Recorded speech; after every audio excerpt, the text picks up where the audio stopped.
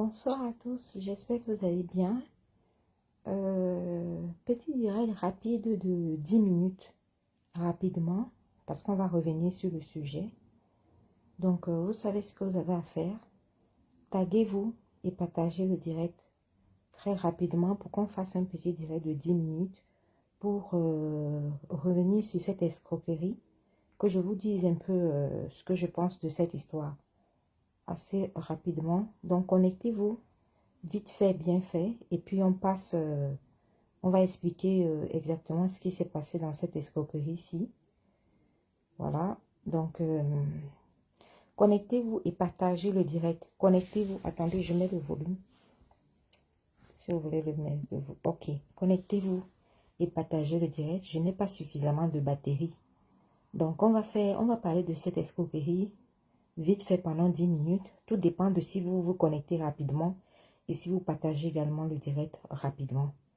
Donc, connectez-vous et partagez le direct le plus rapidement possible. Je ne vois pas les partages dans les groupes. Ça ne vous coûte rien, c'est gratuit si vous partagez les directs dans les groupes. Voilà, ça ne vous coûte rien. Vous partagez le direct dans les groupes dans lesquels vous êtes inscrits. Et vous likez le direct pour protéger le direct afin qu'il ne soit pas bloqué. Voilà. Donc, likez le direct pour qu'on se fasse un petit direct de 10 minutes maximum. 10 minutes chrono, vous likez le direct. Et je vais vous expliquer ce que je pense de cette escroquerie assez rapidement. On ne va pas perdre le temps sur Panjanson là-dessus.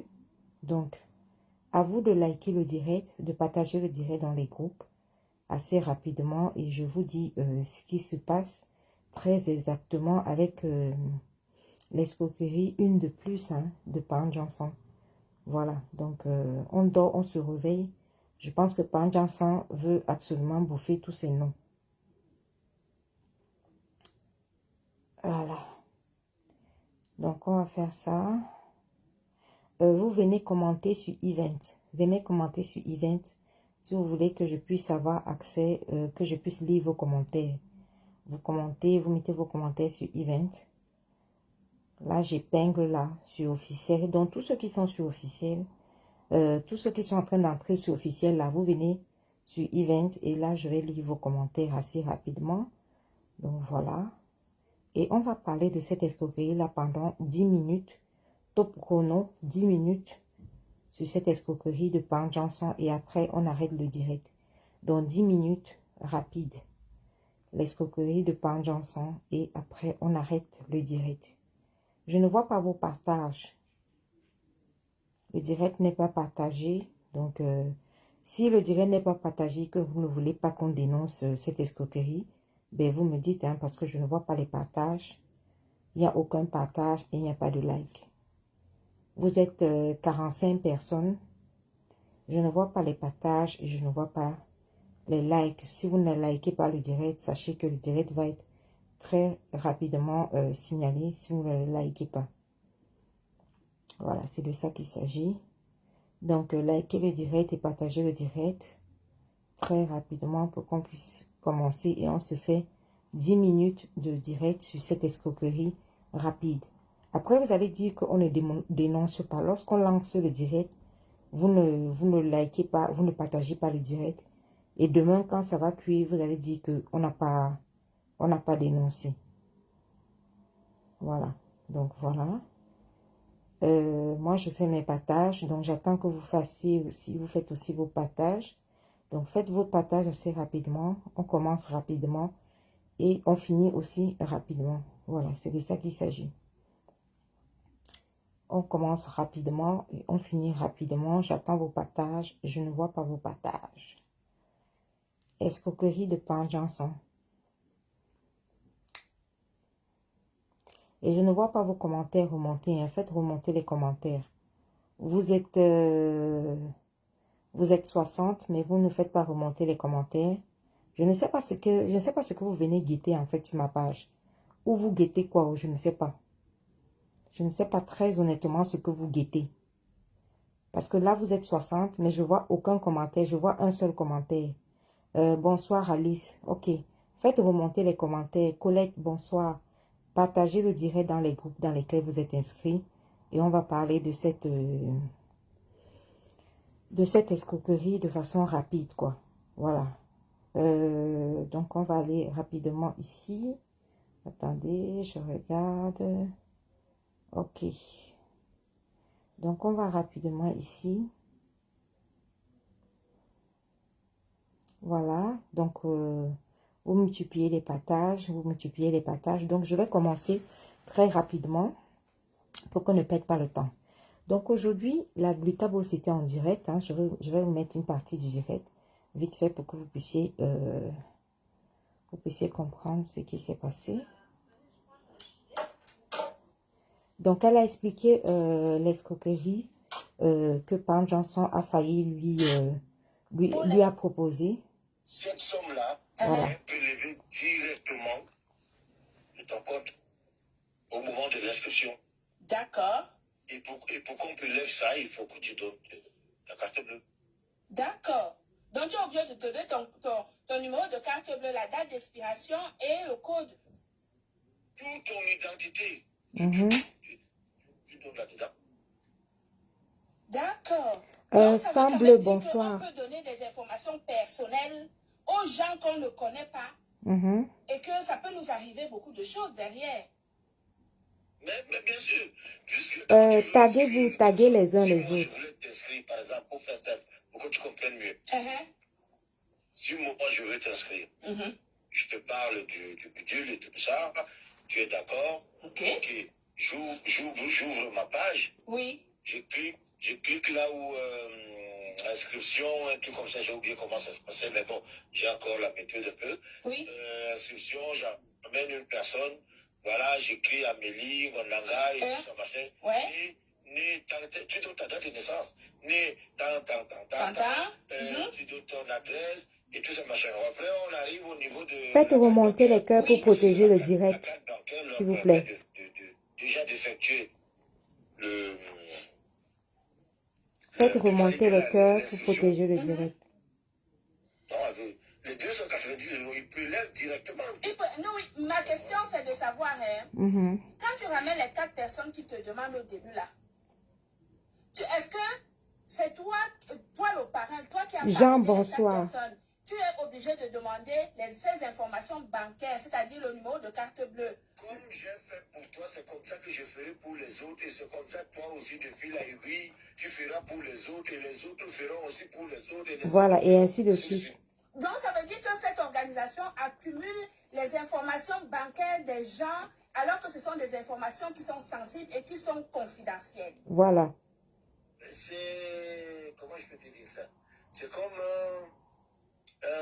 comment on appelle ça? Comment j'ai oublié l'expression. C'est comme un truc de réseau, tu vois. Voilà, un truc de réseau, voilà. Et là où c'est grave, c'est qu'on est obligé de donner aux parrains les informations bancaires. Bon, j'espère que vous avez compris de quoi il s'agit. Vite fait, j'ai prévu vous faire un mini direct, comme je vous ai dit, de 10 minutes. Donc, je vous propose 10 minutes pour vous expliquer exactement ce qui se passe. C'est que Pam Johnson, ici à l'image, lorsqu'il était ami avec Amélie, comme on vous l'a toujours expliqué et on ne cessera jamais de vous expliquer, il a considéré Amélie comme une vache à lait. C'est-à-dire que celle à qui il va tout le temps demander de l'argent et tout le temps proposer des faux business ou alors de la fémania, tout pour lui soutirer des sous. Parce que lui, il testait plusieurs méthodes. Il a testé plusieurs méthodes pour essayer de lui estorquer de l'argent en plus de tout l'argent que Amélie lui avait déjà donné. J'espère que vous suivez. Attendez. Comment on fait encore ça? Je vois. Donc, c'est ainsi que... attendez. Voilà. Donc, j'espère que vous suivez. Donc, plusieurs fois, Francis Pop, bonjour. Donc, plusieurs fois, il lui a proposé plusieurs méthodes. En plus du fait que la dame, la Glutabos, ait payé ses hôtels, ce n'était pas suffisant pour lui. Elle a payé ses restaurants avec des surfacturations, ce n'était pas suffisant pour lui. Elle lui a donné des 300 € pour les cadeaux, ce n'était pas suffisant pour lui. Elle a acheté des paires de chaussures, ce n'était pas suffisant pour lui. Elle a acheté une paire comment on appelle ça, de lunettes pour sa femme, ce n'était toujours pas suffisant pour lui. Elle a acheté, comment dirais-je, bref, tout ce qu'elle a dépensé pour ce couple, ce n'était jamais suffisant. Et ce couple de prédateurs, qu'on appelle Panjansa Ngontuma Lecheline, ce couple dangereux de prédateurs, ont vu en elle un mougou, c'est-à-dire que celle qu'on va estorquer. Maintenant, il leur a proposé, ils ont proposé à la Glutabos d'entrer dans les femmes gracieuses avec l'abonnement de 20 €. Elle a dit qu'elle n'entrait pas. Il leur a proposé d'entrer dans les PTT. Les PTT, pour entrer dans les PTT, il fallait qu'elle donne, je crois, un abonnement de 270 €. Elle a dit qu'elle n'entrait pas. Il leur a proposé l'Ieblimal. Je sais que vous vous rappelez lorsque Pan Johnson proposait l'Ieblimal. Donc, il a proposé l'Ieblimal à Amélie, l'a harcelé avec sa femme Marie, la régime Ngontuma Lecheline. Ngontuma Lecheline appelait tout le temps la Glutabos pour la harceler, pour qu'elle vienne entrer dans l'Ieblimal. Pourquoi? Parce que chaque personne que lui, il réussissait à mettre dans l'Ieblimal, il avait sa part de pourcentage dedans. C'est-à-dire qu'il avait une commission. Chaque fois qu'il rabattait, c'était comme un rabatteur, un démarcheur. Donc, chaque fois qu'il mettait une personne dans l'Ieblimal, il avait sa part de commission. Lorsque l'Ieblimal est tombé, Pan Johnson n'a jamais remboursé les commissions que lui, il a prélevées sur les gens que lui, il a amenés à l'Ieblimal. D'abord, premièrement. Il a fait un déni, c'est-à-dire que à tous les gens à qui il a proposé l'Ieblimal, il n'a jamais accepté du fait que l'Ieblimal doit tomber. Il a préféré leur vendre le rêve en leur faisant croire que l'Ieblimal pourra toujours fonctionner et l'Ieblimal marchera toujours et que les gens là vont rentrer dans leur fonds. Bien évidemment, il leur a menti que lui-même, il a mis au moins 180 millions dans l'Ieblimal et il va recevoir 280 millions. Bref, il savait bien qu'il a arnaqué les gens. Cette histoire de l'Ieblimal est tombée et à la poubelle et aux oubliettes. Maintenant, je fais ce mini-direct d'environ 10 minutes pour vous faire comprendre que, comme si ça ne suffisait pas, la fin de l'Ieblimal, qui est une pyramide de Ponzi, et dont Pan Johnson était bien conscient que c'est une pyramide de Ponzi, il s'est dit qu'il va laisser l'Ieblimal sauter maintenant, aller chercher une nouvelle pyramide de Ponzi il va maintenant proposer aux gens. Donc, je vous explique la nouvelle pyramide de Ponzi qu'il a proposée à Amélie pour qu'elle entre et pour qu'elle puisse estorquer de l'argent. Donc, je vous explique ça parce qu'Amélie a expliqué ça dans son direct tout à l'heure que vous avez écouté. Donc là, je vais un peu aller revoir ça sur ma page parce que j'ai écrit le nom de la pyramide de Ponzi qu'il a proposé. Attendez, je vais lire ça. Cet homme en fait a un problème. Pan Johnson, tu sais, moi je vais te parler posément parce que toi, on est fatigué de te clasher. Pan Johnson, tu as un problème d'enrichissement rapide. Toi, ton problème, c'est que soit tu proposes des fausses crypto-monnaies pour s'enrichir tout de suite, soit tu proposes des pyramides de Ponzi. Tout tourne toujours autour de l'enrichissement rapide et tout de suite. Parce que tu as un complexe.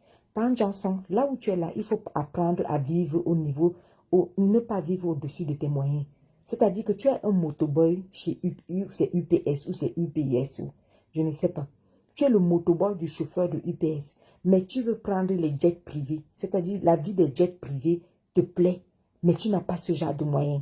Alors, tu passes toujours ta vie à faire des escroqueries, des arnaques, des ceci. Et regarde seulement quand tu es parti au RDPC.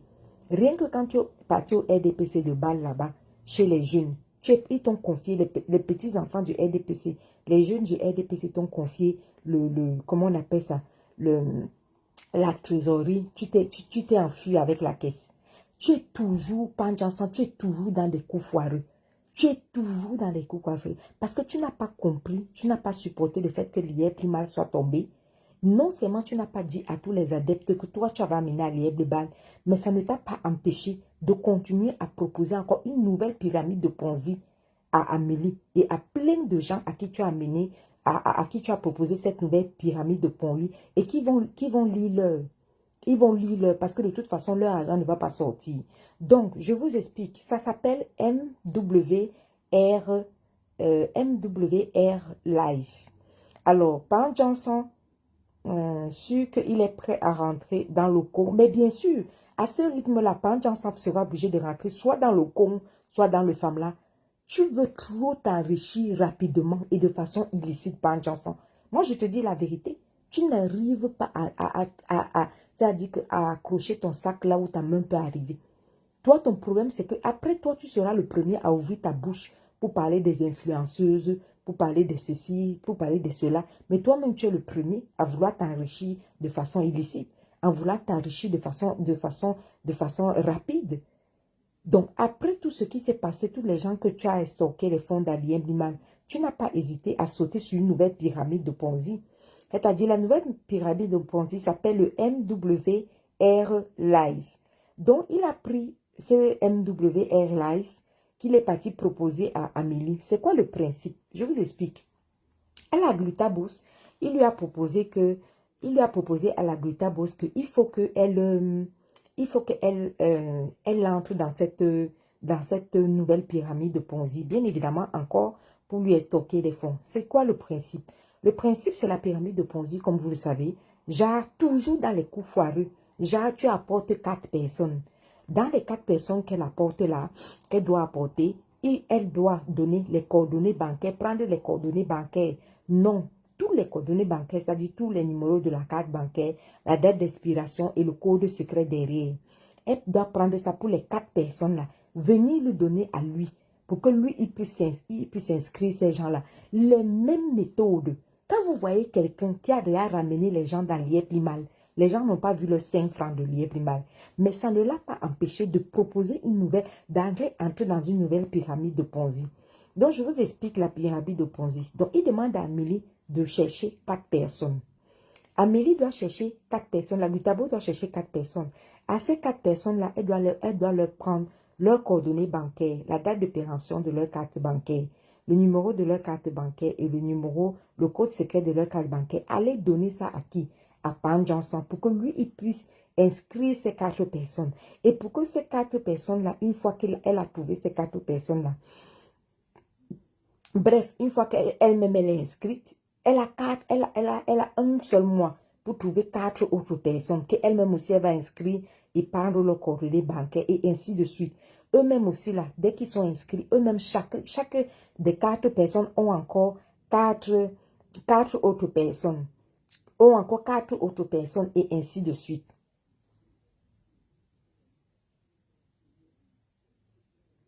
On ne va pas passer à autre chose parce que ce n'est pas à vous de nous passer à autre chose. Chaque fois qu'il y a une nouvelle arnaque, si tu n'es pas au courant de la nouvelle arnaque, de la nouvelle pyramide de Ponzi, ça c'est ton problème. Tu passes parce qu'il y a beaucoup de directs ailleurs. S'il te plaît, passe à autre chose parce qu'ailleurs, il y a beaucoup de directs. Laisse ceux qui veulent écouter quand on explique la pyramide de Ponzi que Pan Johnson a proposé à Amélie. Si toi, on t'a jamais proposé des pyramides de Ponzi, laisse les autres se méfier et laisse-nous demander aux autres personnes de se méfier. Voilà, donc merci de circuler. S'il te plaît, circule dans mon direct. Il y a plein de personnes qui sont en direct qui ne parlent pas de Pan Johnson. Nous, on parle de la nouvelle pyramide de Ponzi. Donc, une fois qu'il a proposé dans cette nouvelle pyramide de Ponzi, qu'est-ce qu'il fait? Il faut qu'elle lui donne tous ses coordonnées bancaires, les coordonnées de sa carte bancaire, toutes les informations de sa carte bancaire pour que lui, il complète sa part de 4 personnes. Je ne sais pas si vous comprenez. Maintenant, c'est la pyramide de Ponzi. Maintenant, quand elle sera sa 4e personne, il lui demande à elle de trouver même dans ses clientes avec qui elle vend, des clientes à qui elle fait confiance, elle introduit aussi 4 personnes. C'est-à-dire que c'est l'obligation de trouver 4 personnes. C'est l'obligation de trouver 4 personnes. Aka, qu'est-ce que tu dis là? Aka, c'est une nouvelle arnaque. Ceux qui veulent y aller sont bêtes. Point. Non, non. Ce n'est pas... Il faut dénoncer. Ne dis, il ne faut pas dire que c'est une nouvelle arnaque. Il y a beaucoup de gens à qui il a proposé la pyramide de Ponzi et les gens ont accepté. Il faut qu'on se dise les vérités. Ah, il ne faut pas empêcher les gens de dénoncer. Parce que Pan Johnson est un cas particulier. Apprenons à dire les choses telles qu'elles sont. Pan Johnson venait d'abord de Lieb Limal.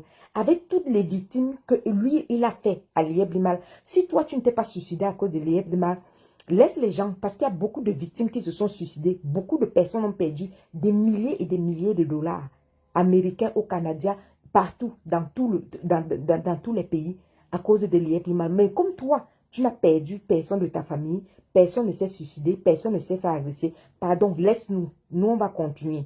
Donc, j'expliquais que Pan Johnson vient donc de Lieb Limal, qui aussi est une pyramide de Ponzi, là où les gens ont perdu énormément d'argent. Qu'est-ce qui se passe? Ils laissent maintenant Lieb Limal. Ils sautent maintenant, après que les gens ont perdu tout leur argent. Ils viennent proposer une nouvelle pyramide de Ponzi dont je vous ai donné le nom là maintenant. Là. Et il est toujours en train de demander que chaque personne apporte 4 personnes. Donc, il propose donc à Amélie d'apporter 4 personnes. Et que cette nouvelle pyramide de Ponzi va lui permettre d'avoir les billets d'avion et va lui permettre aussi de gagner de l'argent. Sauf que dans cette histoire, dans la même pyramide de Ponzi, son propre cousin, le cousin d'Amélie qui est venu intervenir au téléphone, lui, il était entré déjà dans cette pyramide de Ponzi par quelqu'un d'autre qui avait réussi à le convaincre. Et on réussit toujours à te convaincre. Hein. C'est-à-dire que il y a toujours quelqu'un de proche qui va te dire non, viens, entre et tout, viens, entre et tout. Et lui, le cousin, devait aussi trouver 4 personnes. Ainsi de suite. Donc, c'est comme ça que Pan Johnson demande à Amélie de trouver 4 personnes. Il lui dit que non, même dans tes amis et tout, dans tes clientes, tu peux trouver 4 clientes sérieuses. Sauf que dans cet engrenage-là, si on ne parle pas et on ne dénonce pas, ça va faire comme si on n'a jamais parlé de ça. On ne cessera jamais de dénoncer. Même les gens qui ont fait Lieb Limal, on va toujours dénoncer ça. C'est une pyramide de Ponzi. Et Pan Johnson est toujours à côté, toujours très proche de ce genre de pyramide de Ponzi. C'est-à-dire l'enrichissement facile, l'enrichissement rapide, l'enrichissement immédiat, l'enrichissement par les pyramides. C'est-à-dire qu'apporte 4 personnes, l'autre va apporter 4 personnes, les 4 personnes vont aussi apporter les 4 personnes, ainsi de suite, ainsi de suite. C'est une pyramide qui finira par s'effondrer. Donc, Amélie a dit que non, elle n'est pas d'accord parce que dans toute façon, dans cette pyramide-là, Pan Johnson voulait carrément...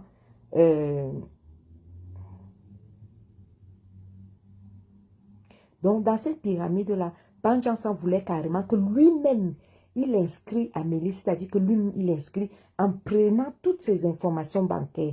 Donc, il ne s'est pas gêné en allant lui proposer de lui donner toutes les informations bancaires parce que lui il avait besoin de ces 4 personnes.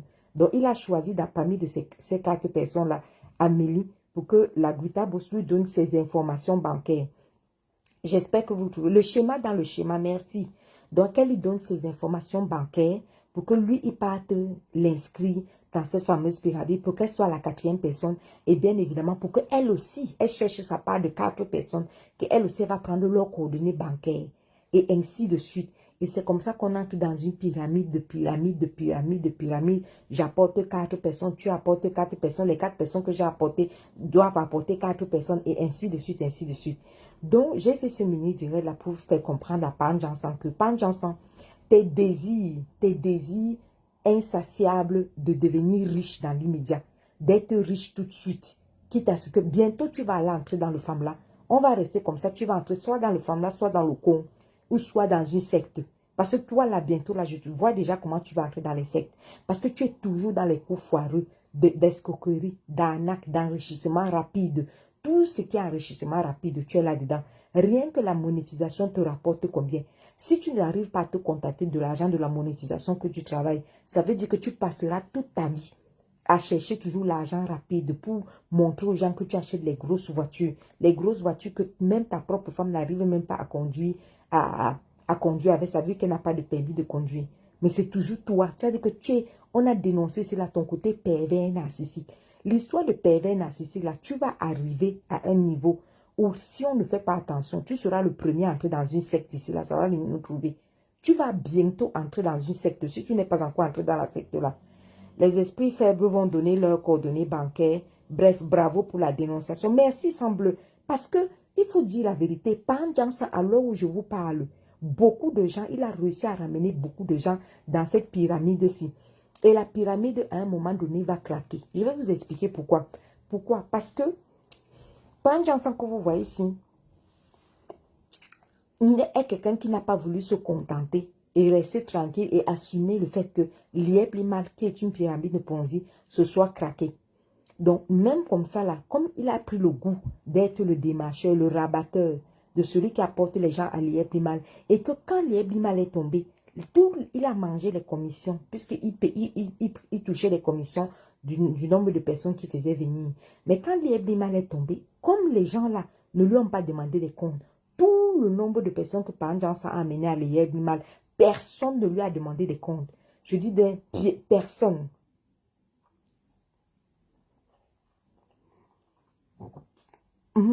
Personne ne lui a... Angèle dit que et un voleur pareil parle tous les jours des autorités, juste pour faire peur tout simplement. Mais c'est pareil.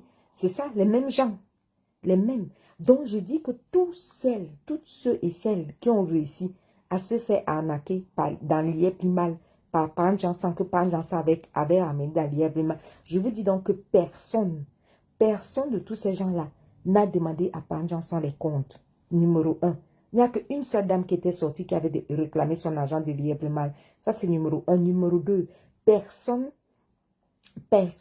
il n'a remboursé les commissions de personne. Il n'a même dit Asia à personne. Mais au contraire, avec la chute de l'Ieblimal, il s'est empressé d'aller chercher une nouvelle pyramide de Ponzi. Une nouvelle pyramide de Ponzi dans laquelle il est parti entrer. Et bien évidemment, il lui fallait ces 4 personnes. Et parmi les 4 personnes, il a jugé normal et normal de demander à la Glutabos d'entrer. C'est-à-dire que sa Mugu Pro Max, lui, il a trouvé son porte-monnaie magique. C'était la Glutabos. Tout le temps en train de soutirer l'argent à la Glutabos. Manger l'argent de la Glutabos. Manger, ça dit que fini tout son argent, c'était son objectif. Et bien évidemment, ce genre de personne, quand il a pris la Glutabos comme sa Mugu, il lui a proposé naturellement qu'elle et son mari, carrément, hein, qu'elle et son mari. Et n'oubliez pas, la Glutabos nous a dit quelque chose de très intéressant dans son direct, c'est que la femme de Panjansan, Ngontuma Nyokseline, Lecheline elle-même, elle est active dans l'histoire d'attirer les membres. C'est-à-dire qu'elle-même, elle a harcelé la Glutabos pour dire à la Glutabos que oui, comme ton mari voyage beaucoup pour ses affaires, il pourra avoir des billets d'avion à bas prix si jamais il entre dans cette pyramide de Ponzi. Bien évidemment, ils n'ont pas prononcé, ils n'ont pas dit que c'était une pyramide de Ponzi, mais ils ont fait croire que non, c'est pour gagner de l'argent, ça permet de gagner les billets d'avion moins chers. Pan Jansan, je ne te dirai jamais assez. Arrête cette obsession de vouloir vivre au-dessus de tes moyens. Si tu vivais à ton vrai niveau de vie, c'est-à-dire ton niveau de vie qui est motoboy du chauffeur-livreur de IPS, si tu restais dans ton vrai niveau de vie, c'est-à-dire que ta vraie vie avait ton vrai niveau de vie et que tu n'accrochais pas ton sac là où ta main ne pouvait pas arriver, c'est que tu n'es pas à ce niveau-là. Tu es tout le temps en train d'accrocher ton sac là où ta main ne peut pas arriver. Voilà là où tu te retrouves au carrefour de Si Je Savais. C'est comme ça que tu vas toujours te retrouver au carrefour de Si Je Savais. Parce que tu accroches ta main là où tu accroches ton sac là où ta main ne peut pas arriver. Donc, je vous ai dit que c'est un direct de 10 minutes hein, pour dénoncer cette pyramide de Ponzi et cette arnaque que Panjansan a proposée. Je vous redonne le nom de la pyramide de Ponzi. Donc, tous ceux et celles qui sont tombés sous le panneau, parce que on aura beau dire, mais il y a toujours des gens qui sont tombés sur le panneau, il y a toujours des gens qui ont accepté d'entrer dans cette pyramide de Ponzi parce qu'ils ont la capacité, on n'y peut rien, mais ils ont la capacité de convaincre les gens. Vous voyez, Panjansan comme ça, là, c'est quelqu'un qui va se lever, aller convaincre les gens. Donc, tous ceux qui ont donné leurs coordonnées bancaires, vous allez lire vous qui avez donné vos coordonnées bancaires à Jansan pour qu'ils vous inscrivent dans cette pyramide de Ponzi. Je tiens encore à signaler que le nom de la pyramide de Ponzi, c'est MWR Life. MWR Life. Je répète, MWR Life. Ça, c'est la pyramide de Ponzi que Panjansan a osé encore proposer à la Glutabos alors que il avait déjà estorqué, arnaqué les gens au niveau de l'Ieblimal et qu'il n'avait pas récupéré, que les gens n'ont pas récupéré leurs 5 francs là-bas. il a laissé cette pyramide de Ponzi qui est une arnaque. Il a sauté là-bas. Il est encore venu atterrir maintenant sur cette nouvelle pyramide de Ponzi. Donc, je lance encore une alerte à vous.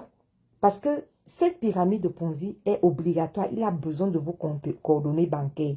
Donc, là où il est là, il est déjà chaman. Donc, Panjansa est déjà chaman. Parce que le tcha-tcha, c'est quoi? C'est utiliser les coordonnées bancaires de quelqu'un pour faire quelque chose avec. Voilà. Donc, Panjansa a donc, dans cette nouvelle pyramide de Ponzi, il t'exige de lui donner ses coordonnées bancaires. Et Panjansa, quand il entre là-dedans, si tu entres dedans, il réussit à te convaincre. C'est-à-dire que s'il réussit à avoir ces 4 personnes, les 4 personnes qu'il a réussi à avoir là, je tiens à signaler que vous, ces 4 personnes-là, le cousin d'Amélie est venu expliquer. Quand toi-même, parmi les 4 personnes, vous avez l'obligation, en moins d'1 mois, de trouver aussi 4 personnes. Parce que si vous ne trouvez pas 4 personnes, vous-même, on commence à vous prélever, je crois que 100 et quelques euros. Le cousin d'Amélie qui est passé dans son direct a dit que lui-même, il a perdu 500 euros. Il a perdu 500 euros dans cette histoire. Pourquoi? Parce qu'il n'arrivait pas à trouver ces 4 personnes et chaque mois, on lui prélevait de l'argent dans son compte bancaire. Donc, pour quitter cette arnaque et pour quitter cette pyramide de Ponzi, non, Afam ne rit pas, c'est vrai. Pour quitter cette arnaque et pour quitter cette pyramide de Ponzi, il a dû aller demander à sa banque d'arrêter d'arrêter cette histoire d'arrêter sa carte bancaire, de changer de carte bancaire. C'est comme ça il a dû arrêter ses prélèvements. Maintenant, la fille, la copine que lui, il avait trouvée et que lui-même, il avait mis dedans, elle a eu tellement de problèmes. On lui prélevait de l'argent tout le temps. Elle-même, elle n'a pas pu trouver sa part de 4 personnes. Donc, elle lui a créé les problèmes à lui, le cousin. Donc, le cousin d'Amélie, la Glutabos, est venu dans son direct, venu faire son témoignage. Il est venu faire son témoignage pour tirer la sonnette d'alarme à toutes les victimes de Panjansan. Parce que ce n'est pas facile ce n'est pas tout d'aller chercher les victimes où c'est Pogba, où c'est, comment il s'appelle, Bobda. D'aller chercher les victimes de Bobda. Il y a aussi les victimes de Panjansan. Parce que s'il faut remonter à cette arnaque, à cette pyramide de Ponzi, on va d'abord chercher ces victimes de Lieb-Limal. Toutes les victimes de Lieb-Limal qui ont eu honte de parler parce qu'elles ont perdu autant d'argent. Elles ont eu honte de parler parce qu'elles se sont fait avoir. Vous finissez de vous faire avoir. Panjansa revient. Il vient encore vous demander de venir vous inscrire et de donner vos coordonnées bancaires pour que vous soyez encore les victimes de cette nouvelle pyramide de Ponzi. Vous êtes encore allé donner vos coordonnées bancaires. Après, vous aurez honte et ça sera la lecture de l'heure. Parce que de toute façon, chacune de vous, si le cousin d'Amélie est venu à l'intérieur du direct d'Amélie, il est venu expliquer exactement comment il a perdu de l'argent. Et il a bien dit, parce que quand Panjansan a téléphoné à Amélie via Zoom, quand ils ont fait une conférence via Zoom, Panjansan, Amélie et la Loxé qui est toujours dans tous les problèmes là, la sœur de Pascal Pierre, la grande sœur de Pascal Pierre, l'animateur télé. Donc, quand la Loxé, Panjansan et puis la Glutabos, ils ont fait une conférence Zoom pour lui expliquer ce que c'est que cette pyramide de Ponzi et pour la forcer à entrer et pour essayer de la convaincre d'entrer dans cette pyramide de Ponzi. Eh bien, qu'est-ce qui s'est passé? Elle a téléphoné après à son cousin pour demander à son cousin que mais c'est comment cette histoire-là. Son cousin lui dit que non, n'entre pas. Parce que si tu entres là-bas, moi je suis déjà là-bas, si tu entres là-bas, tu seras obligé de donner toutes tes coordonnées bancaires. C'est là où Amélie a su qu'il fallait donner ses coordonnées bancaires à Panjansan. Et Panjansan voulait qu'elle entre. Donc il a trouvé en elle sa mougou pour lui donner les coordonnées bancaires. Je tiens à signaler que Panjansan a demandé à la Glutabos le numéro de sa carte bleue, la date de péremption de sa carte bleue et le code secret de sa carte bleue pour pouvoir la tirer et l'inscrire dans cette histoire, dans cette pyramide de Ponzi dont je vous ai donné le nom tout à l'heure. Ou c'est quoi, W, quoi, la R Life.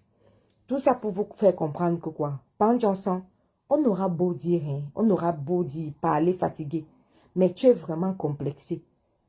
Ça dit que ce que tu dis, ce n'est pas ce que tu fais. Tu peux passer ta vie à soi-disant insulter les Waka, Koro, les Waka font ceci, les Bijong-Bibora, les ceci, c'est cela, tout ce que tu as raconté là. Mais toi, tu es le plus grand arnaqueur parce que tu es complexé.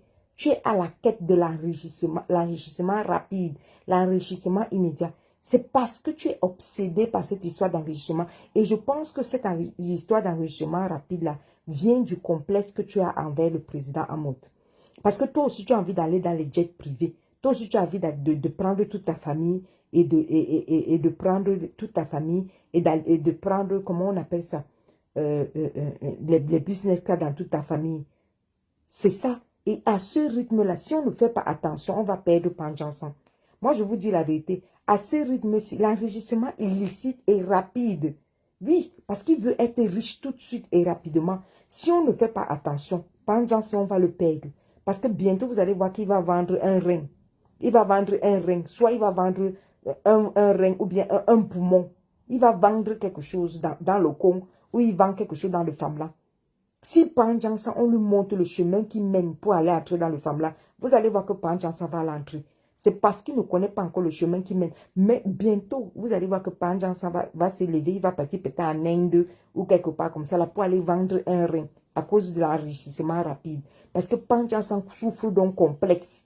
Il souffre d'un complexe d'infériorité. Il ne veut pas vivre avec son vrai niveau de vie de motoboy. Il veut absolument être riche. Et il veut être riche tout de suite. Sans travailler, sans faire des efforts, la richesse rapide, la richesse tout de suite. C'est comme ça qu'on va finir par te perdre ici. Là. On ne va même pas te perdre parce que tu es vieux. Non, on ne va pas te perdre parce que tu es une personne âgée. Non, on ne va pas te perdre parce que tu vas faire un AVC quand tu fais tes 6 heures de direct. Là, non, on va te perdre parce que toi-même, tu vas t'élever, aller chercher le chemin de la secte. Donc, au moment où on est là, en prenant trop d'initiatives pareilles, ça laisse croire que... Donc, au niveau où on est là, dans la pyramide de Ponzi, là où il est en train de... Ne soyez pas étonnés. Voilà ça qu'on vous lance à sonner d'alarme. Ne soyez pas étonnés que ça cuit. Parce que les gens qui entrent dans ce genre de pyramide doivent avoir 4 personnes. Et il y a les niveaux. Il y a les niveaux, c'est comme un peu une secte. Chaque fois que tu apportes tes 4 personnes, tu te reposes. Après, tu atteins un niveau. Il faut atteindre les niveaux et il faut gravir les échelons. Parce que son cousin est venu nous expliquer ça, le cousin de la Lutabos. Elle a pris dans le direct, il est venu expliquer. On doit gravir les échelons, on doit monter les échelons, gravir les échelons jusqu'à atteindre le niveau 10. Et chaque fois, tu dois apporter toujours 4 personnes. Et tes 4 personnes que tu as apportées doivent aussi apporter chacun 4 personnes, ainsi de suite. Les 4 personnes apportées par tes 4 personnes doivent apporter aussi 4 personnes, ainsi de suite, ainsi de suite. Et la pyramide ne doit jamais s'arrêter. Et chaque fois, donc, toi, tu gagnes de l'argent, tu gagnes beaucoup d'argent parce que les 4 personnes que tu as apportées continuent à apporter les gens. Donc, plus les gens apportent les gens de ta pyramide, tu ne fais qu'augmenter au niveau des échelles de la pyramide. Sauf que la pyramide de Ponzi, ça a déjà été expliqué plusieurs fois. Vous finissez toujours par vous casser la figure. Vous finissez toujours par vous casser la figure. Donc, Pandjansan ne veut pas accepter que un jour ou l'autre, la pyramide de Ponzi va s'effondrer. Parce que les gens qui la portent, à un moment donné, c'est pas sûr que les gens aussi vont trouver leur part de 4 personnes. Et quand tu ne trouves pas tes 4 personnes en un mois, on commence à te prélever de l'argent. Donc, j'espère que vous avez très bien compris et tous compris ce que c'est un vol qui ne dit pas son nom. Moi, j'ai dit même que son nom, que c'est le vrai vol. On va vous sensibiliser comment. Comment Pandjansan fait pour réussir à convaincre. Il a réussi à vous convaincre jusqu'à prendre vos coordonnées bancaires. Et vous êtes là, vous vous taisez parce que vous avez honte. C'est comme ça que vous avez eu honte par rapport à Lieb Limal. Lieb Limal est passé. Il est passé à la nouvelle pyramide de Ponzi là maintenant là. Où c'est Air quoi Life là. Même là-bas aussi, il a réussi à vous convaincre. Il est sur les réseaux sociaux et sa femme est suinoise. Ils sont sur les réseaux sociaux pour chercher leur proie. C'est comme ça qu'ils cherchent leur proie sur les réseaux sociaux. Ils attirent du monde. Si ce n'est pas le groupe de ceci, c'est le groupe de cela. Si ce n'est pas le groupe de ceci, c'est le groupe de cela. Et dans ces groupes-là, ne l'oubliez jamais. Ces groupes-là servent à chercher leur propre proie. Tous les groupes qui voient qu'ils sont toujours en train de chercher les groupes, Parce que dans les groupes-là, ils cherchent leur proie. Ils étudient leur proie. Quand ils voient que vous êtes vraiment proche, tu vous étais à vous racheter, ils vont vous escroquer. Parce qu'ils vont soit vous proposer des pyramides de Ponzi, d'aller entrer là-bas. Soit ils vont vous proposer l'Iebimal comme ils ont proposé l'Iebimal. Soit ils vont vous proposer d'entrer dans les PT chiottes là. Leur PT chiottes de 290 €, comment on appelle ça, l'inscription tout ce qu'eux ils proposent, que Panjansa Ngontuma Lecheline propose, tout ce qu'eux ils proposent, c'est toujours des trucs, il faut s'inscrire à plus de 200 et quelques euros. Je tiens à signaler que les 4 personnes, pour entrer dans la pyramide de Ponzi qu'il a proposé à la Guta Bosla, pour entrer là-bas, bien évidemment, on paye là-bas 290 euros. Hein. On paye 290 euros pour entrer là-bas. Et tu dois trouver 4 personnes qui vont aussi payer ce montant-là. Bon, Angèle dit, justement, ils sont sur les réseaux pour chercher des nouvelles proies. Et tu as bien dit, mais bien sûr, il y a des gens qui vont dire que non, arrête de parler. Non, on ne peut pas arrêter de parler. Il faut toujours dénoncer. Parce que chaque jour qu'on dort, qu'on se réveille, Panjansa cherche une nouvelle arnaque. Chaque jour qu'on dort, qu'on se réveille, Panjansa cherche une nouvelle arnaque. Lui seul, il a les pétés shots. On s'inscrit là-bas à 270 euros. On ne sait pas où cet argent part. Lui seul, sa femme a les femmes où c'est graciose. On s'inscrit là-bas à 20 euros. On ne sait pas où cet argent part. Lui seul, il a foutu les gens dans les lièvres. Il a mangé l'argent des commissions. Les gens n'ont pas vu leur argent sortir. Lui seul, il propose maintenant la nouvelle pyramide. C'est sûr qu'il a proposé la pyramide là, tout de suite après la chute de lièvre. Il s'est empressé de proposer la pyramide aussi. Pyramide, si on entre là-bas avec 200, tu dois donner 200, je ne sais pas où c'est 90 euros. Son cousin est venu, le cousin de la Guita Bossé est venu parler, il a intervenu dans son direct. J'espère que vous avez tous écouté ce direct-là. Le cousin est venu parler, il a expliqué que lui-même, il a perdu, où c'est 500 combien. Il a perdu plus de 500 euros dans cette histoire. En quelques temps, il avait déjà perdu 500 euros. Et il a tellement perdu que il est parti demander à sa banque d'arrêter les prélèvements. Et c'est comme ça que sa banque lui a changé de carte bancaire. Voilà. Donc, on aura beau parler, on aura beau expliquer. Tant pis, on s'en fiche pour ceux qui vont penser qu'on explique trop. Mais on va continuer toujours à expliquer. Panjansa est dangereux. Et son plus gros danger, c'est sa volonté. C'est sa volonté pressante d'être riche tout de suite. Ce gars-ci rêve d'être riche rapidement que moi, je vous ai déjà dit ce que je pense. Moi, quand je vais entendre ici là qu'il est parti entrer dans l'Hong ou bien le Famla, ou bien une secte, parce que lui, là où il est là, je suis sûr qu'il a cherché la secte de vivre et mourir jeune. Sauf que quand il est arrivé là-bas, on a dû lui dire que tu ne peux pas entrer dans la secte de vivre heureux et mourir jeune, mon frère, tu as 70 ans. C'est sûr que dans ces 70 ans-là, cet homme s'est parti chercher la secte de vivre heureux et mourir jeune. On lui a dit cache. Dès qu'il est arrivé là-bas, on lui a dit cache que non, tu ne vas pas pouvoir t'en sortir. Voilà, tu ne vas pas pouvoir t'en sortir. Donc, mon prochain direct sera celui de Shakiro, parce que Shakiro a dit à quel point, Shakiro a expliqué comment il a fait une fellation à Bobda. Maintenant, je ne sais pas si vous avez suivi le direct de Shakiro. Shakiro a expliqué comment il a fait une fellation à Bobda. Je ne sais pas si vous voulez qu'on en parle ou pas. Je ne sais pas si vous savez si c'est vrai ou si c'est faux. Shakiro, je l'ai entendu expliquer dans son direct. Donc, j'attends que vous fassiez remonter les commentaires pour que je parle du sujet de Shakiro, oui ou non. Ou alors, je mets ça dans un autre direct vite fait. Donc, j'attends que vous fassiez remonter les commentaires. Dans une vidéo, Shakiro a fait son témoignage dans lequel il a dit que il a sucé, il a fait une fellation à Bobda. Bobda, le prédateur dont tout le monde parle là. Je ne sais pas si vous avez aussi entendu ça dans la vidéo de Shakiro. Notre vie en dépend pas. Attends un peu. Hein. Shakiro a même dit aujourd'hui qu'il fera encore une autre vidéo. Donc, je ne sais pas s'il a fait une deuxième vidéo aujourd'hui. Il y a quelqu'un qui demande que Shakiro n'a pas Niaski. Non, Shakiro a vraiment dit, hein, il a dit qu'il a fait une fellation à Bobda. Attendez un peu, hein. Je vais voir si Shakiro a enlevé son direct là. Attendez. Oui, j'ai suivi Shakiro. Ok. Bon, si vous avez suivi Shakiro, qui croit en ce que Shakiro a dit par rapport à la fellation?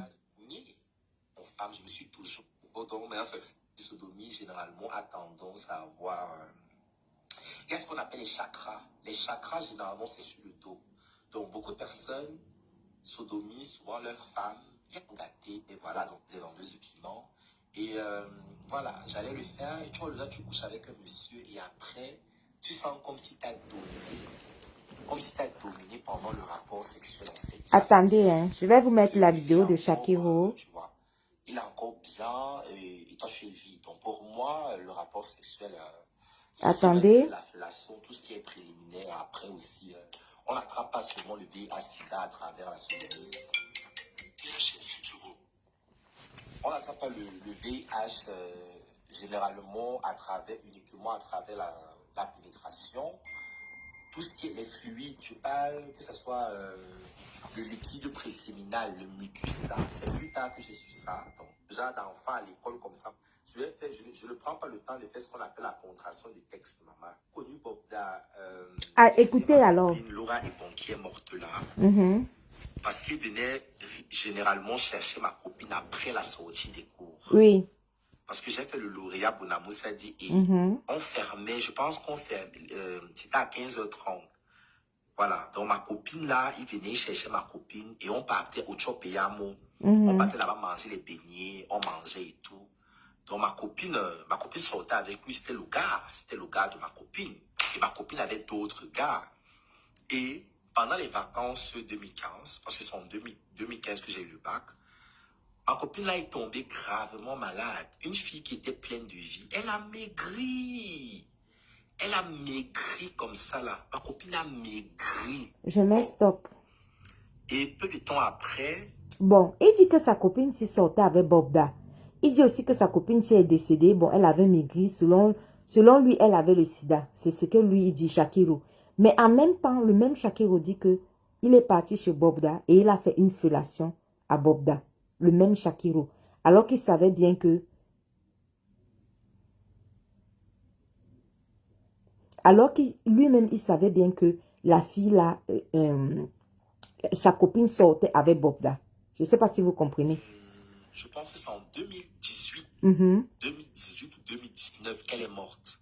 Oui. Ma copine est morte dans les années 2018-2019 comme ça là. Mais il y avait déjà les rumeurs comme quoi elle a le VIH. J'ai demandé à ma copine m'a dit à cette époque que non, elle n'a pas. Écoutez le témoignage. Elle s'était confessée et elle m'a dit, Shakiro, je suis effectivement... elle s'était confessée parce que je suis entré dans sa chambre. Parce que la plupart des amis homosexuels que j'ai sont atteints du VIH-Sida. Voilà. La plupart de mes amis sont atteints du VIH-Sida. Parce que la plupart n'ont pas fait les études comme moi. Ils sont peut-être... et moi, je vous ai dit, je ne suis pas peut-être transgenre homosexuel parce que j'ai faim. Non. Moi, j'utilise ma ruse pour estorquer de l'argent à ces messieurs. Parce que, avant d'assumer mon orientation sexuelle, je savais pertinemment que quand on fait la genèse, l'origine même du VIH-Sida, c'était des homosexuels, des gays américains. On va vous dire que c'est le gorille, mais il y avait ce qu'on appelle le cancer gay. Le cancer gay dans les années 90, et ça a tué majoritairement les homosexuels. Majoritairement les homosexuels. Donc, moi, généralement, voilà, parce que l'anus, c'est un endroit très énervé. Il y a beaucoup de nerfs. Ce qui est bizarre, c'est que Shakiro dit bien que tous ses amis, presque tous ses amis homosexuels sont séropositifs, ont le sida. Mais il n'y a que lui qui n'a pas le sida, qui n'est pas séropositif. Parce qu'il a fait les études. Les gays à l'époque, quand je parle à l'époque, c'était dans les années 90-2000, pensaient que, vu que l'anus c'est un endroit sale, forcément on ne peut pas attraper le VIH là-bas. Donc lui, il a fait les études. Dans notre jargon comme langage du quartier, ils allaient comme ça à chaud et ils attrapaient le VIH, c'était anal. Donc, je parle des muscles, les muscles, les hémorroïdes, souvent quand tu les...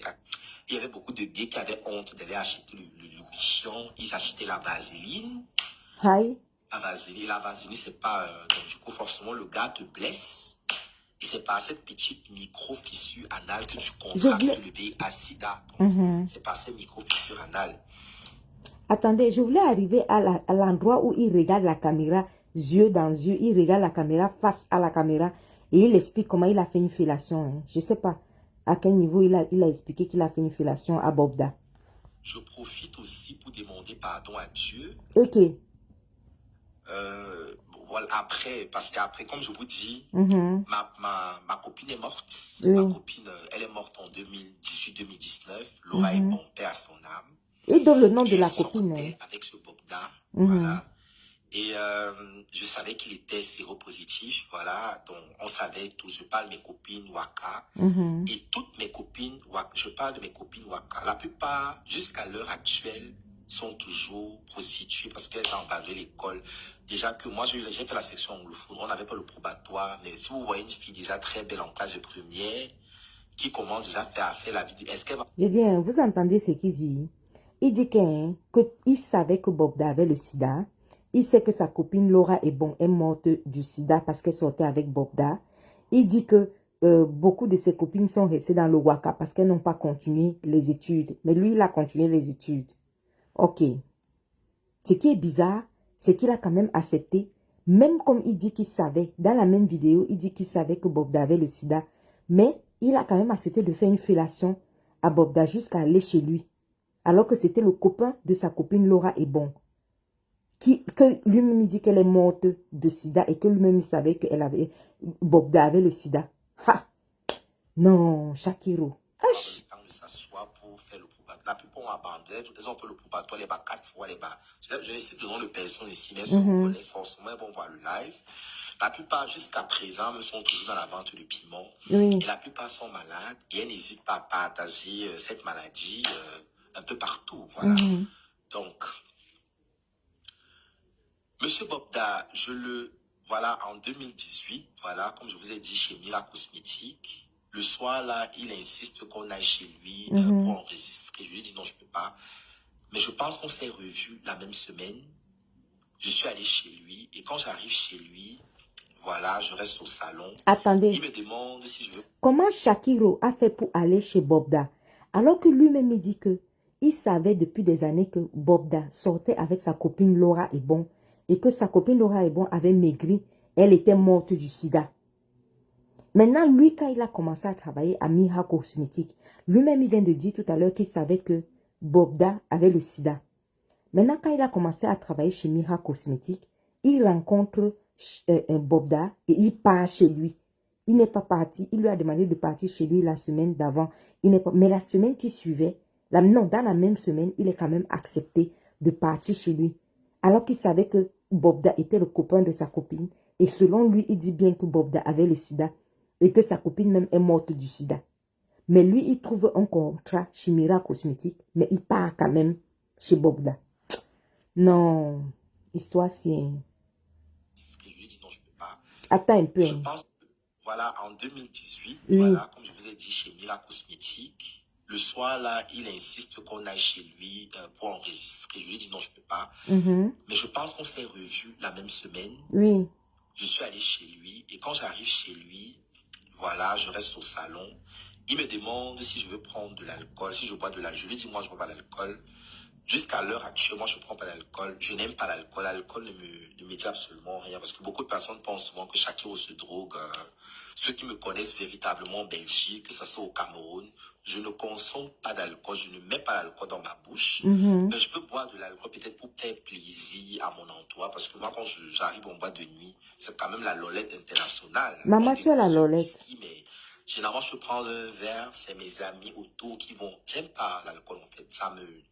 Bref, c'est pas mon truc en fait. Je préfère prendre des jus, mais l'alcool, c'est pas mon truc. Je peux pas me lever un matin. Je prends mon argent, je peux acheter une bière. Laisse l'alcool, papa. Explique la fellation.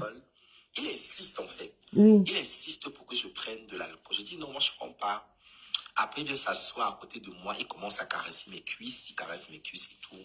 J'enlève sa main. Je dis, mais tu m'as dit que je devais venir ici pour enregistrer et tout. Voilà. Bizarrement, il n'y avait même pas... Stop. Je dis, hein, de vous à moi, si on suit la vidéo de Shakiro, Shakiro a dit qu'il connaît Bogda depuis quand Bogda sortait d'abord avec sa copine Laura Ebon, qui avait le sida. Et que lui-même, il a donné le sida à sa copine Laura Ebon, qui est morte du sida. Et il dit bien que Bogda a le sida.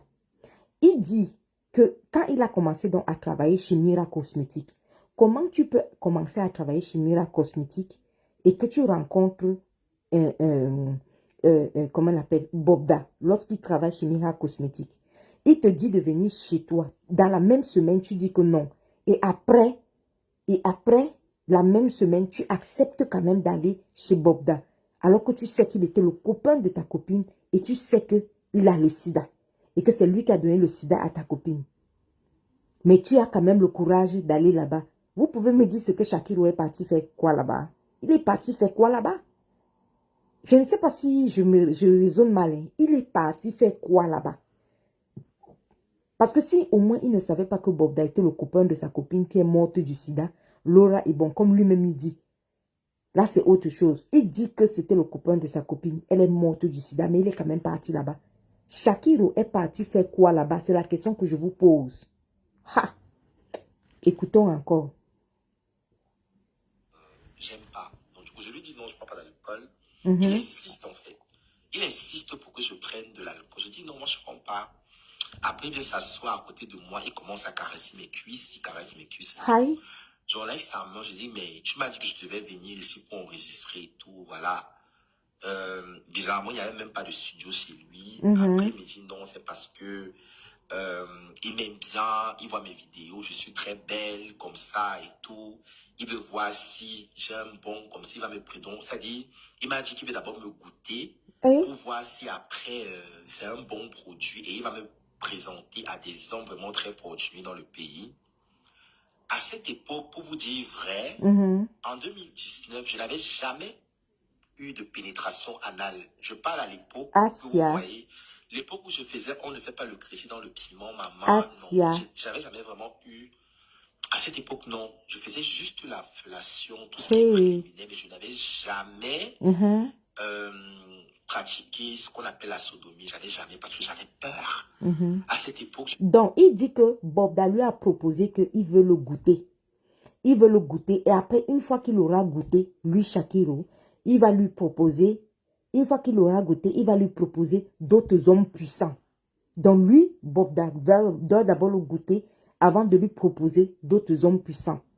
Et il dit que quand il a rencontré Bobda, que lui, on ne l'avait jamais touma le derrière, qui faisait seulement les manières, pas les lolettes et tout ça, les choses comme ça, mais en fait, qui ne toumaillait pas encore. Ha! Non! Aïe! L'histoire, c'est... Hein. On continue. Je ne dois pas outrepasser les limites. Je me disais, je peux faire tout, mais pas ça. Parce que j'avais peur, avec tous les mythes qu'il y avait derrière. Si on te prend par l'anus, ton anus va lâcher. Non, ne fais pas ça. Non, il ne faut pas faire ça. Ne fais pas... Voilà, donc du coup, j'avais peur. Oui. Voilà, parce que je vous dis, c'est 2018-2019, non. C'est en 2020. Que quoi? 2020, véritablement, que j'ai eu ma première relation, mais depuis le collège, quand même, je faisais ce qu'on appelle la fellation, donc, mais la sodomie, non, moi j'avais peur. Donc, il dit qu'il suçait... Moi, j'utilisais juste, mais j'avais beaucoup de gars. Il dit que, hein, quand on l'appelait là, quand il disait que pas les lolettes, maman, à l'époque de pas les lolettes, maman, on ne le toumaillait pas, le derrière, mais il faisait beaucoup les fellations. Donc, il suçait le plantain. Donc, lui, son truc, c'est qu'il suçait le plantain, mais l'entouma là, que lui, on ne le toumaillait pas. Et que quand il est arrivé devant Bobda, il était encore vierge. Donc, on ne le toumaillait pas encore. Et il ne voulait pas que Bobda soit son premier gars, donc son premier toumailleur. Ha! Yes! Les gars avec qui tu faisais seulement ce qu'on appelle les préliminaires, comme on disait seulement le flirt, mais je n'allais vraiment pas. Il dit qu'il flirtait seulement. Je n'allais vraiment pas jusqu'au bout, en fait. Oui. C'est un peu ça. Donc après, maintenant, le mec insiste. Il a insisté. C'est comme ça qu'il a sorti sa bite. Il a sorti sa bite. Je lui ai fait la fellation. Il ne faut pas que je monte. Je lui ai fait la fellation ce soir-là. Je l'ai sucé bien et il a joui dans ma bouche. Stop. Que je savais... Je dis, hein, vous entendez ce que Shakiro raconte. Il dit que, Shakiro dit que, non, je décrypte non, l'ogmou. Il dit que, Sophie, il dit que il a fait la fellation à Bobda. Il a fait la formation à Bobda. Et que, il finit de faire la formation à Bobda. Et que Bobda a joui dans sa bouche. Il dit qu'il ne faut pas qu'il mente. Il préfère dire la vérité, que lui, il a fait la fellation. Et il regarde la caméra. Shakiro regarde la caméra jusqu'à dire qu'il a fait la fellation. Et que parce que Bobda a insisté. Ha! Wombo. Je dis, un Facebook, c'est... Non. Non. Attendez, je remets la partie là. Non, non, non. Je dois remettre la partie là. Je vais remettre. Je n'allais vraiment pas. Je n'allais vraiment pas jusqu'au bout, en fait. Oui. C'est un peu ça. Donc après, maintenant, le mec insiste. Il a insisté. C'est comme ça qu'il a sorti sa bite. Il a sorti sa bite. Je lui ai fait la fellation. Faut pas que je monte. Oui. Je lui ai fait la fellation ce soir-là. Je l'ai sucé bien et il a joui dans ma bouche. Mais étant donné que je savais véritablement que le sperme contient également le VIH/SIDA et moi, parce que je faisais mes recherches en fait. Donc du coup, quand il m'a demandé d'avaler son sperme, je lui ai dit non, je peux pas avaler ton sperme, je suis désolé, moi je peux pas avaler le sperme. J'ai recraché le sperme au sol parce que moi je peux pas en fait. Et quand j'ai recraché le sperme au sol, il m'a giflé. Je dis, vous entendez ça? Je dis, Shakiro est parti là-bas, sachant bien que selon lui, sa copine Laura était déjà morte du sida. Et sachant bien que selon lui, une fois de plus, Bobda avait donné le sida à sa copine. C'est ce que lui-même dit dans le début de la vidéo. Mais ça ne l'a pas empêché d'ouvrir sa bouche et de faire la fellation à Bobda. Donc, il a fait la fellation à Bobda, sachant bien que le sperme, et il nous regarde de face caméra. Il dit qu'il a joui dans sa bouche et que Bobda lui a demandé d'avaler son sperme. Et il a dit qu'il n'avale pas le sperme. Ah! Merde! Non, on va arriver. Il dit que oui, il a dit qu'il n'avale pas le sperme et Bobda l'a giflé. Parce que Bobda voulait qu'il avale son sperme. Il a dit qu'il n'avale pas. Il a craché. Non. Aïe! Il y a des témoignages, oh. Véritablement que le sperme contient également le VIH/SIDA et moi, parce que je faisais mes recherches en fait. Donc du coup, quand il m'a demandé d'avaler son sperme, je lui ai dit non, je peux pas avaler ton sperme, je suis désolé. Moi, je peux pas avaler le sperme. J'ai recraché le sperme au sol parce que moi, je peux pas en fait. Et quand j'ai recraché le sperme au sol, il m'a giflé. C'est comme ça qu'il a commencé à me gifler, il est devenu très violent. Et il m'a demandé de me mettre à 4 pattes et qu'il va me sodomiser, qu'il va mettre ça en fait. Je lui ai dit non, moi je peux pas. J'ai commencé à hurler et c'est une maison où il y a les chiens. Et voilà, et il a effectivement sorti son arme sur moi. C'était la première fois que je voyais un arme comme ça avec mes yeux. Je me suis juste évanoui. J'ai fait semblant de m'évanouir, en fait. C'est pour ça que je suis tombé et tout. J'ai commencé à trembler comme ça. Et que Dieu m'excuse. Après ça... Dieu va t'excuser, parle. Il est venu, il me dit, Shakiro, n'aie pas peur. Je vais te prendre comme ma bonne petite. Il me dit, je vais te prendre comme ma bonne petite. Je vais Vous entendez ça? Et il me dit, tout ce que je veux, c'est juste que tu marches toujours avec les petites belles filles. Voilà. Parce que la plupart des personnes qui sont fans de Shakiro sont des femmes. Puis, si j'ai peut-être 60 000 personnes qui me suivent, 40 000, généralement, c'est des femmes. Charlotte et il me dit, Shakiro, tu marches généralement avec de très belles filles. Donc, je veux que tu me donnes une... voilà. Donc, c'est ça qui m'a sauvé le jour-là. Mais je pense qu'après, il a encore insisté. Il ne faisait qu'insister. Il met ses doigts, parce qu'à cette époque, il avait remarqué que moi, j'avais jamais eu de pénétration. Il essayait de mettre ses doigts et tout. Même ses doigts n'entraient pas parce qu'il a d'énormes doigts avec le lubrifiant. J'avais peur. Donc, Shakiro dit que après que Bobda ait joui dans sa bouche, il lui a demandé d'avaler. Il a dit qu'il n'avale pas. Après, il l'a mis à genoux.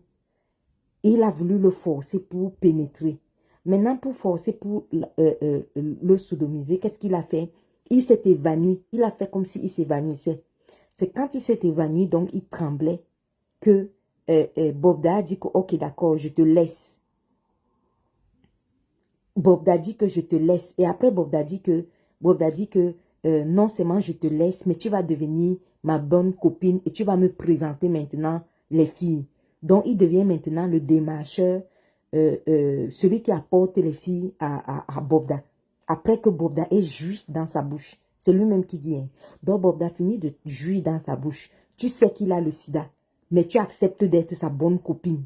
Il dit que Dieu le pardonne, qu'après ça, il a accepté d'être sa bonne copine. Voici donc un témoignage.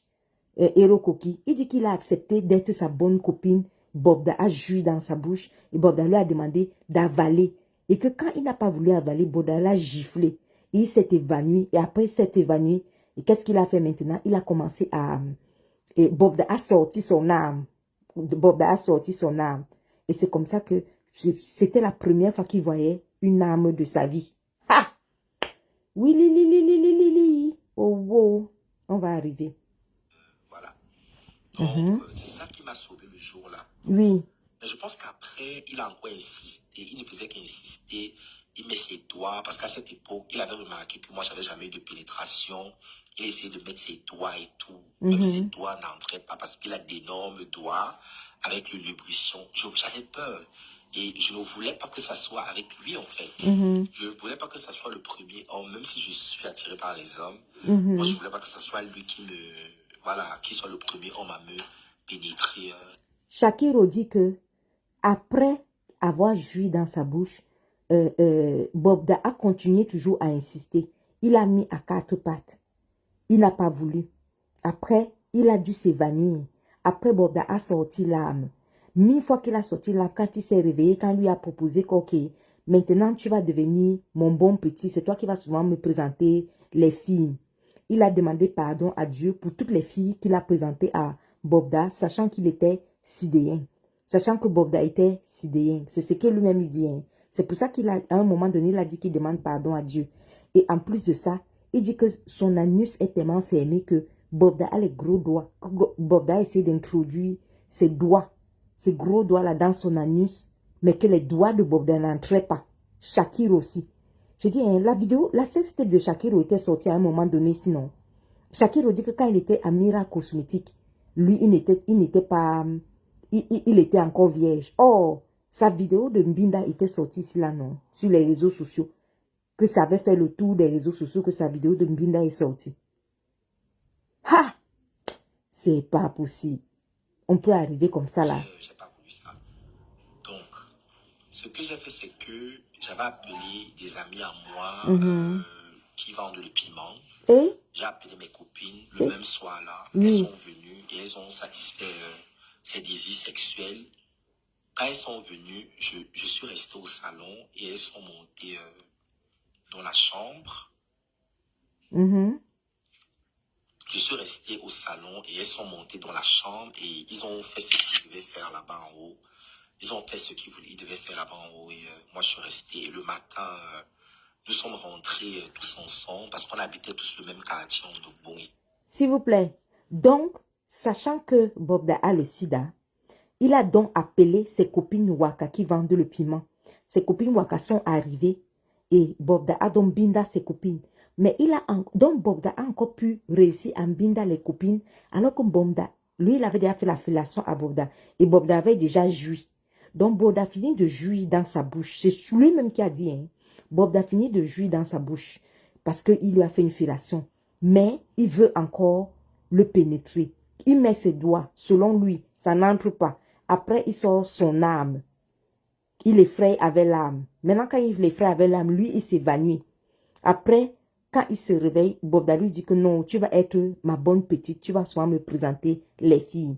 Maintenant, pour que Bobda finisse quand même de binda, lui alors, il appelle donc ses copines qui font le waka. Ses copines du waka arrivent et c'est ses copines du waka qui partent donc binda avec Bobda.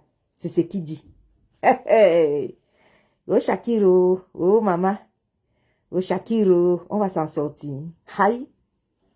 Et quand elle m'a expliqué, c'est pour ça que je dis que Dieu me pardonne, parce que il demande pardon à Dieu. Mes copines là, à l'heure actuelle que je parle, elles-mêmes aussi, elles sont malades.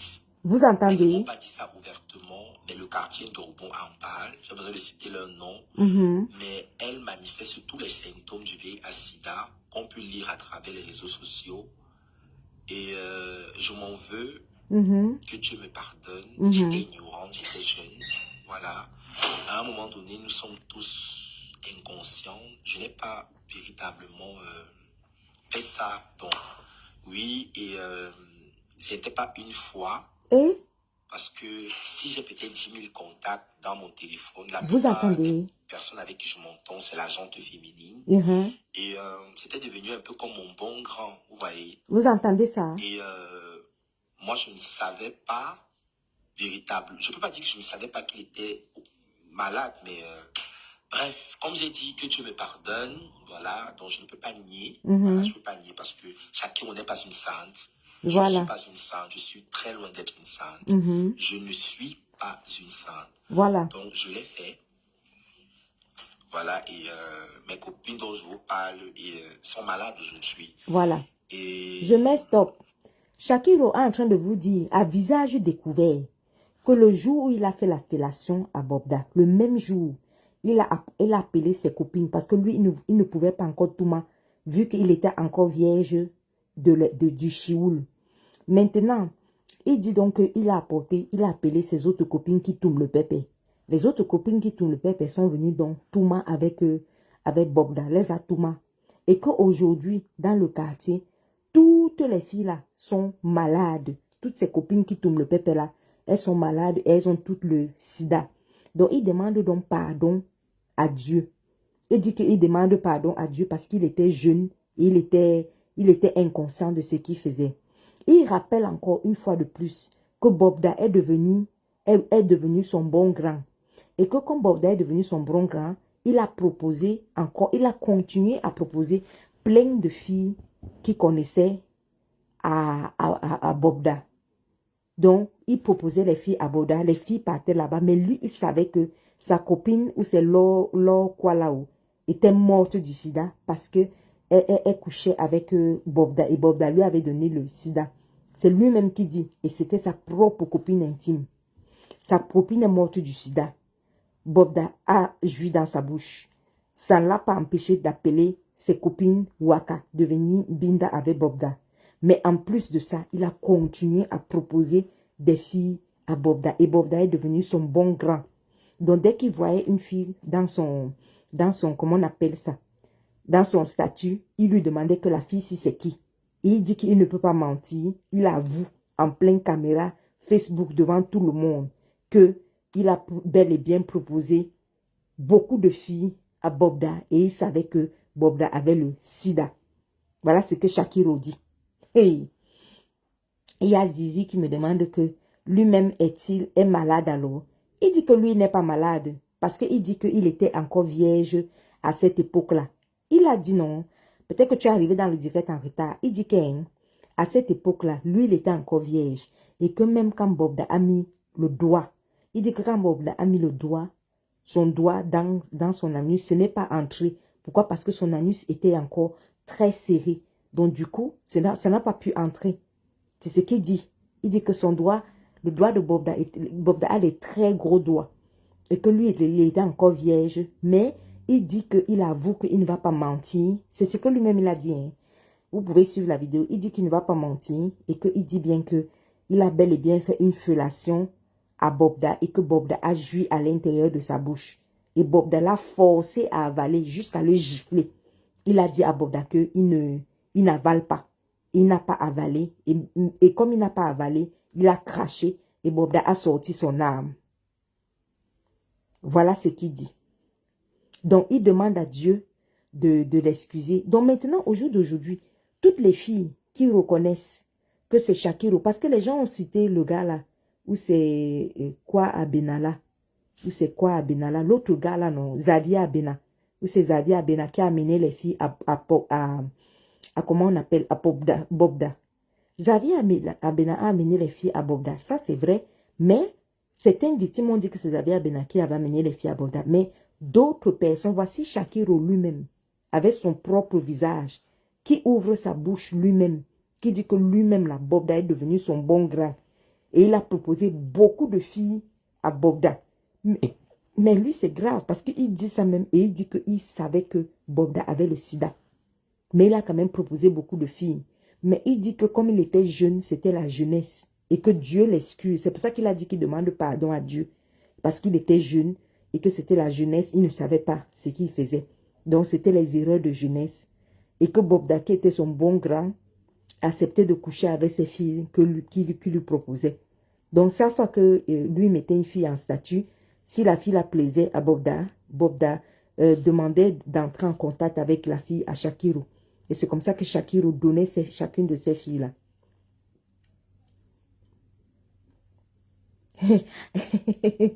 Et eux, quand il dit que la nuit serrée de ça, lui-même est surpris, maman. Il dit que la surprise de la nuit serrée de ça, on va s'en sortir dans cette histoire. Donc, chacun de vous peut analyser, hein. Voilà les confidences de Shakiro. Shakiro a dit même que ce soir, il devait encore faire une autre direct à 18 h.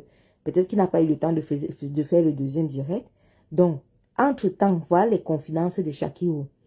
Dans ces confidences-là, vous devez savoir que Shakiro n'a pas nié qu'il a eu une relation. Ça veut dire que même si Bobda vient comme s'il vient le Sissia, ou bien vient comme s'il vient trahir quoi que ce soit, Shakiro a déjà pris les devants en disant que Bobda a déjà joui dans sa bouche.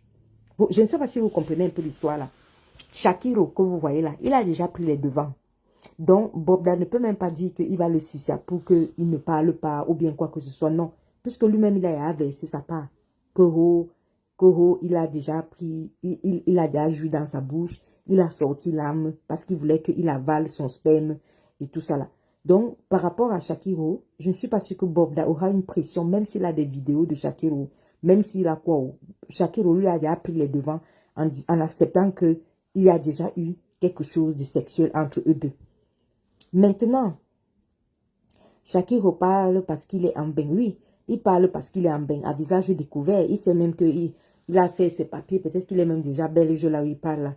Qu'il aille se confesser à l'église, c'est trop grave. Ben voilà, qu'il aille se confesser à l'église. Mais il dit que lui, il était jeune à cette époque. Il dit qu'il était jeune à cette époque. C'est l'insouciance de la jeunesse. Quand on est jeune, on ne connaît pas forcément. Donc lui, il dit qu'il était jeune à cette époque. Donc voilà où on se retrouve avec cette jeunesse-là.